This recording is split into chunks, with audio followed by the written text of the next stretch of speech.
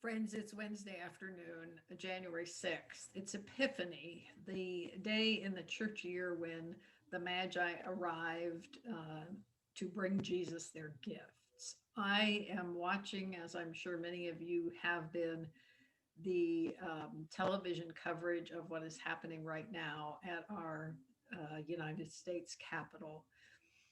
And this is clearly a very difficult day and been a very difficult season in the life of our country for many reasons, so that we can turn to the ground of our being, the source of our faith, as we process what is going on.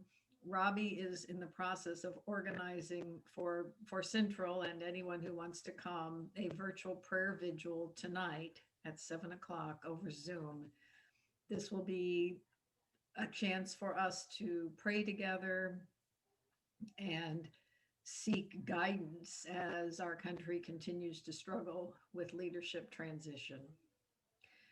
Earlier today, right after recording Sunday worship in the sanctuary, Jan R. and I went to City Hall to stand in support during a press conference with the family of Devin Carter, a 17-year-old who was brutalized a week ago today by Stockton police during the course of an arrest. He was speeding, and it's a long, difficult story, and the pictures of what his body suffered at the hands of a number of Stockton police officers are quite horrifying.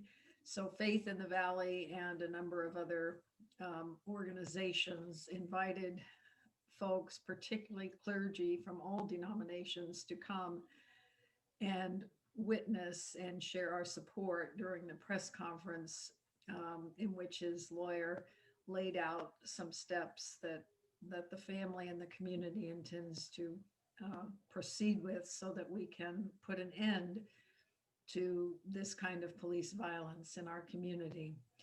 It does seem to me that the program that Becky Cameron and several others have shared about, that would involve responding to a number of incidents with social workers and mental health professionals, would be one step in lowering the number of arrests. I don't know that that program would have helped in this particular case, but it would certainly help in other situations where police are not really trained to respond in some of the situations that we currently rely on them for.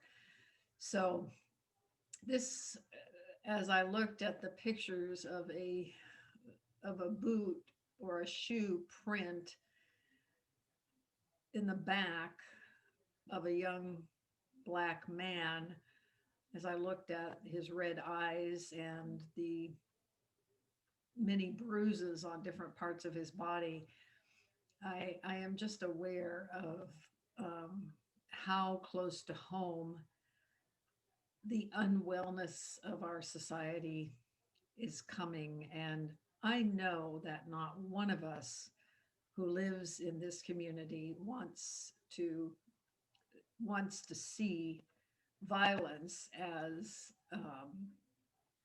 any kind of answer to the many social problems that we are having.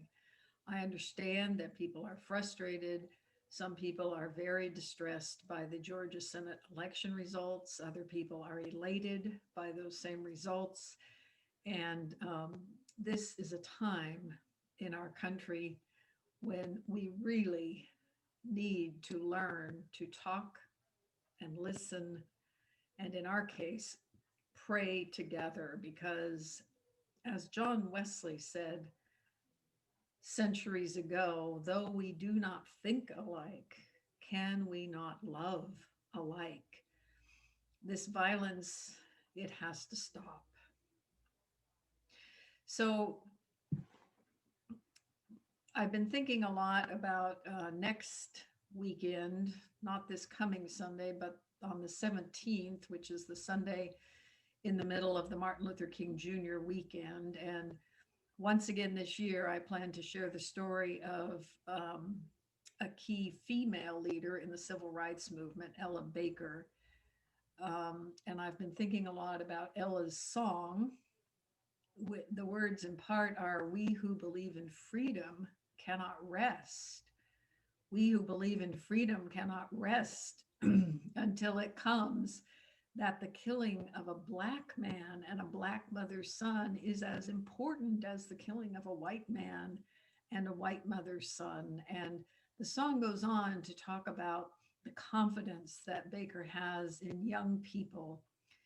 And today, as I stood behind the 17-year-old who had been beaten, and as I listened to the youngest pastor in the valley speak eloquently to the group, I realized how important it is for those of us who are older to encourage and stand with our young people so that they understand we support their efforts to make our community a better place. So I'm feeling sad today, as I know many of you are. And I'm also hopeful because I think that we are at a moment in time when perhaps change is possible. And we who are followers of Jesus, we are called to be part of that change. So if you are available and if you are so moved, please join us tonight at 7. This obviously is a impromptu immediate response to something that is happening in our country this day. I think what is happening today is reflective of a long season of unwellness. And on days like this, the only thing I know to do is to put one foot in front of the other, to place my faith in God, to believe that we can do better, and to move forward with curiosity and with hope that our world will continue to change for the good. So, on a much happier note, Robbie and I today also spent time continuing our planning for the new member orientation confirmation process that we are going to launch here in a couple of weeks. We have recruited 14 or 15 potential mentors, and we are going to be meeting with those mentors via Zoom a week from Tuesday on the 12th. And we anticipate beginning this class and this process in early February. I'm excited about it. Robbie's excited about it because we are drawing on some of the best of the traditions of Methodism to help strengthen our community as we prepare to welcome new members into our midst. So it's a chaotic day. It's a day of lots of different kinds of feelings. And I hope that I will see some of you tonight.